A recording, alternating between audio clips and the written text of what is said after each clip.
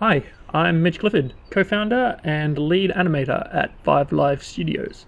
Today we're going to take a look at some of the gameplay Windbound has to offer. We're starting off a couple hours in, near the completion of the first chapter of the game. At this point, our protagonist Kara is equipped with some basic items and is exploring this grassy island to locate a tower and progress to the next point of the game. Here, Kara's come across some old ruins. These are remnants of the people that lived here long before, and you'll find these scattered throughout the archipelago.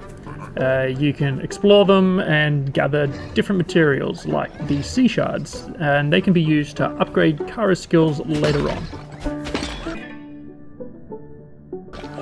Right now we're a little better equipped, so we'll go ahead and take a proper look around.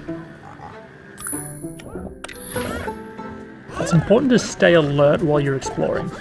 You'll notice a few of the creatures that live on this island are currently nearby. Their threat levels aren't always immediately obvious when you first see them, but you can learn their nature by taking the time to observe their behaviors. Now, Kara may hail from an extremely skilled tribe of hunters and gatherers, but you'll need to make sure you pick your battles wisely, or find a way to sneak past and evade the more dangerous creatures.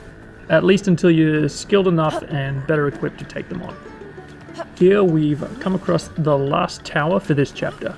You need to scale these and collect their keys to progress, although their true significance will take some time to uncover. Let's take a closer look and see what we can learn.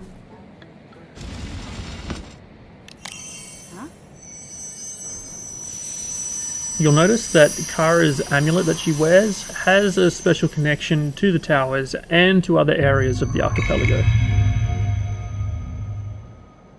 The towers also act as a great vantage point for the island that you're currently on.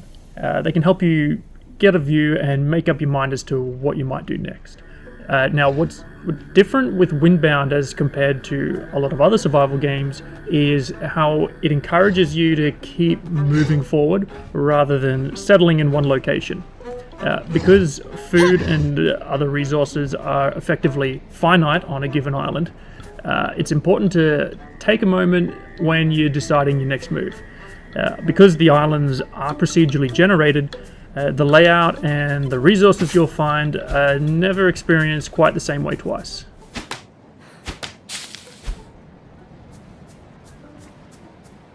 Right, now that we've got what we need and completed the final tower, we'll set a course for the next chapter of Islands.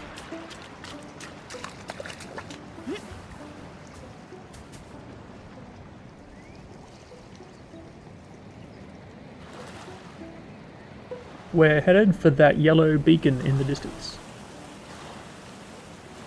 Your boat is your most important companion in Windbound. Crafting is modular and varied, and your choices will have an impact on the way you sail and survive at sea.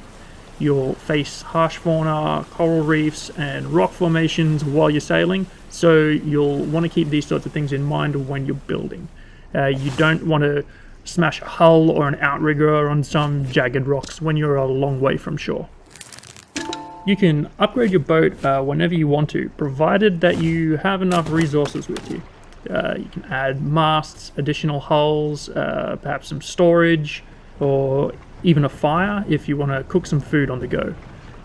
However, some construction choices will change the way you sail more than others. Adding a mast will change the way your boat travels, as we're now utilizing the wind rather than paddling, so you'll have to quickly learn how to direct it and to make sure that you stay on course. So now in this situation, the wind is blowing in the complete opposite direction to where we're headed. But that doesn't mean that we can't get there. Here we can go ahead and tighten the sails all the way so that they're sitting directly in line with the hull. You still can't go directly into the wind, but now you can do what's called tacking. That's a sort of zigzagging motion that'll keep you moving forward until the winds become a bit more favorable.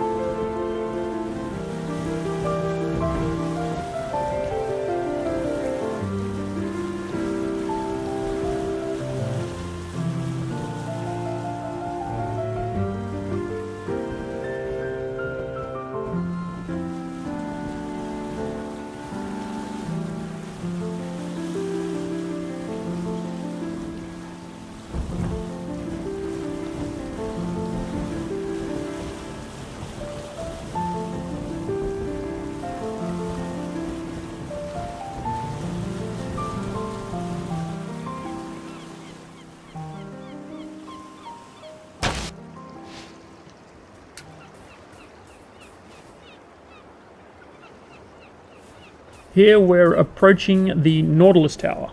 This particular tower marks the end of an island group, or the chapter.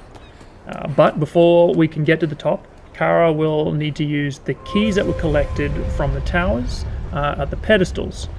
These pedestals will then extend the bridges, and that'll allow us to reach the very top of the tower.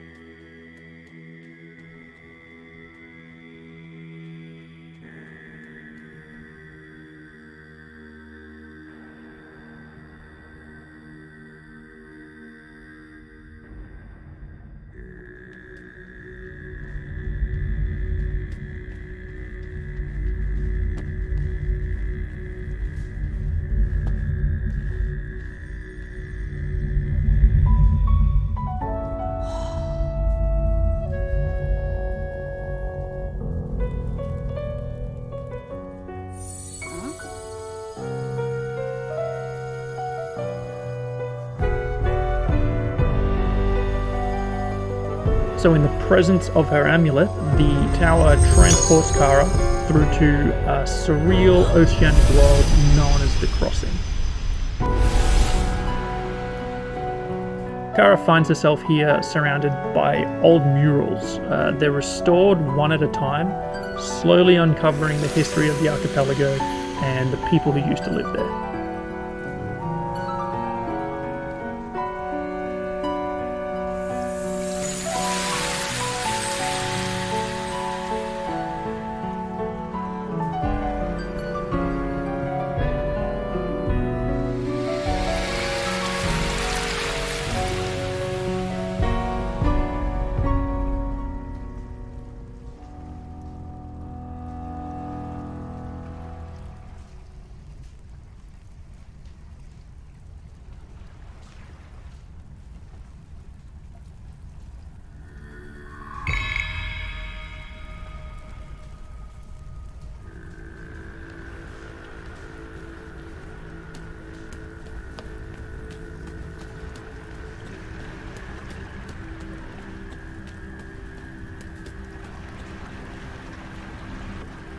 Now Kara can return to her boat, which was also brought along, and has to sail through the crossing. The crossing is a dangerous, intimidating gauntlet, but it's the only way to break through the ever-raging storm that surrounds the islands and to continue on to the next chapter of the game.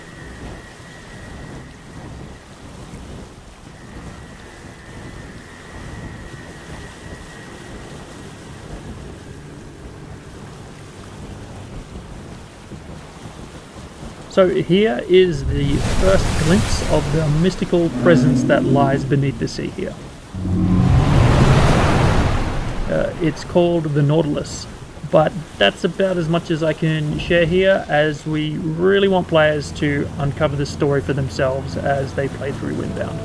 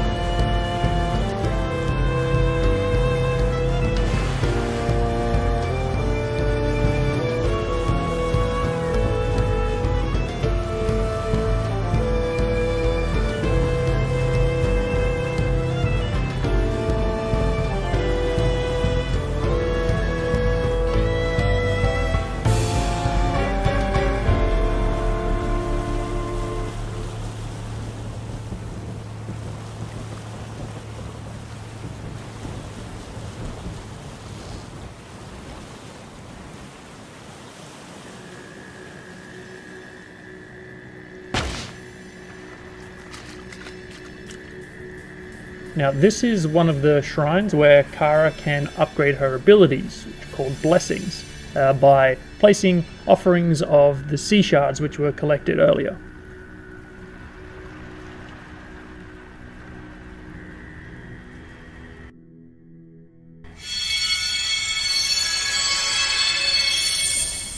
These offering shrines are only available if you reach the end of the crossing.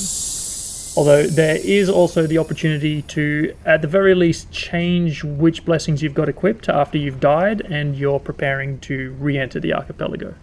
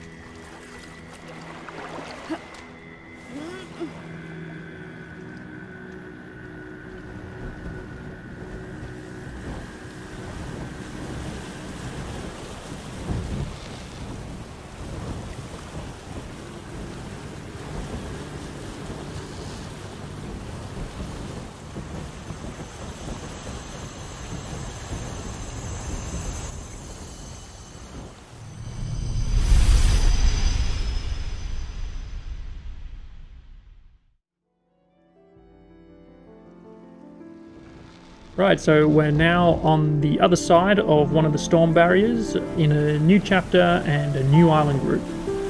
Each island group is larger than the one before, with more islands to explore. We've got a wind blowing perpendicular to our travel direction here, so we'll keep the sail taut for now. This can tip the boat over if it hasn't been built stably enough, but this is just a grass sail and it doesn't catch a whole lot of breeze, so we'll be fine here.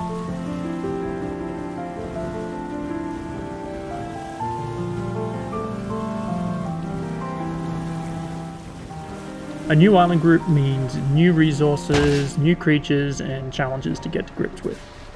Now, we appear to be on a rocky bamboo island, so first things first, we'll ensure that we're prepared for this new area with a quick check of the inventory. A simple grass sling will be handy here, since it'll let us make use of all the rocks that are scattered about and use them as projectiles.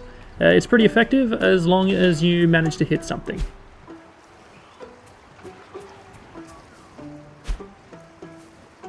Now we can see a couple of young Razorbacks walking around in the long grass here.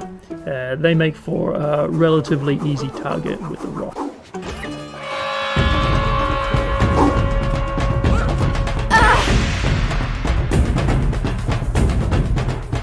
Make sure you keep in mind that where there are young Razorbacks, Mum is not usually far away. She doesn't take kindly to threats to her family, and she doesn't go down without a fight.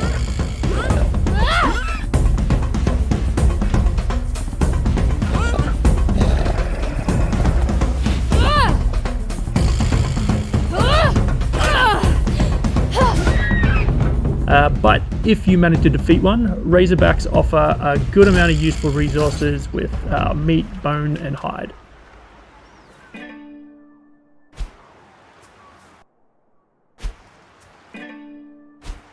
Now you are able to go ahead and eat raw meat if you're in a pinch, but you won't actually recover any health. All that'll do is keep your hunger at bay.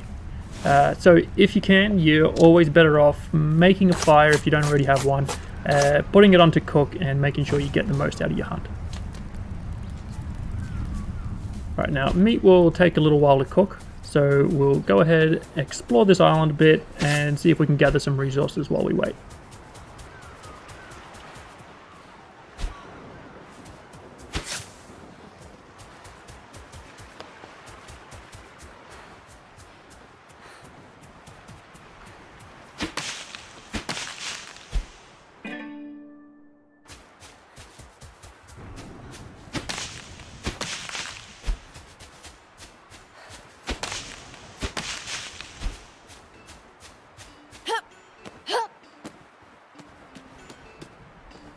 Alright, so a keen eye will have spotted the plane stalker up there in the distance, so we've got to be a bit careful.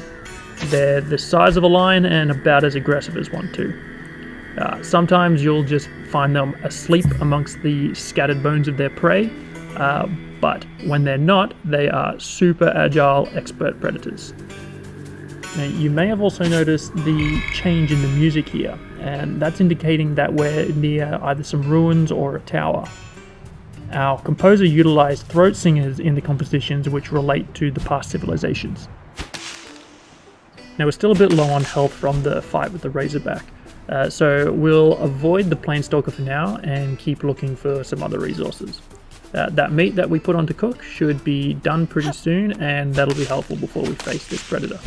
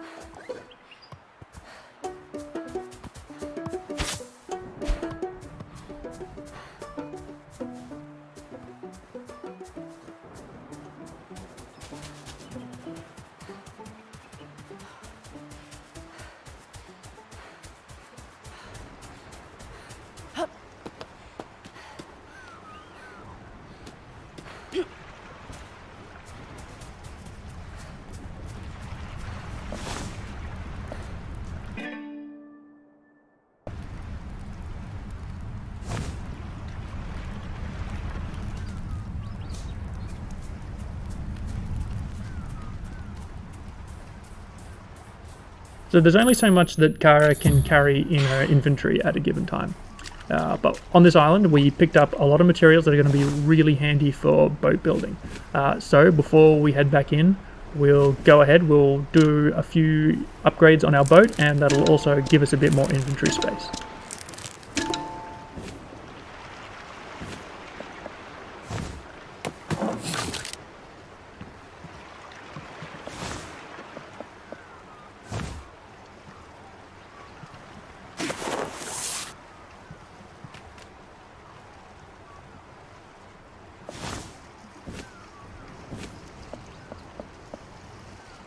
Alright, so we're in pretty good shape now, so we should hopefully be able to take on that Planestalker.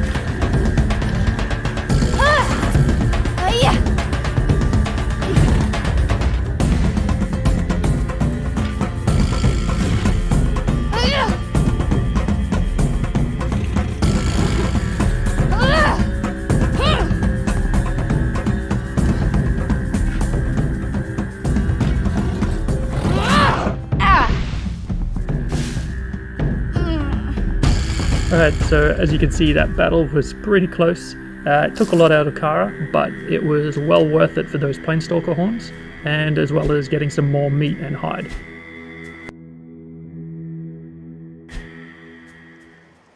Thank you very much for watching. That's all we've got for today, but you can stay up to date on windboundgame.com, and please go ahead and follow us on social media at windboundgame. Thanks again from all of us at 5 Live Studios, and we can't wait for you to try Windbound for yourselves.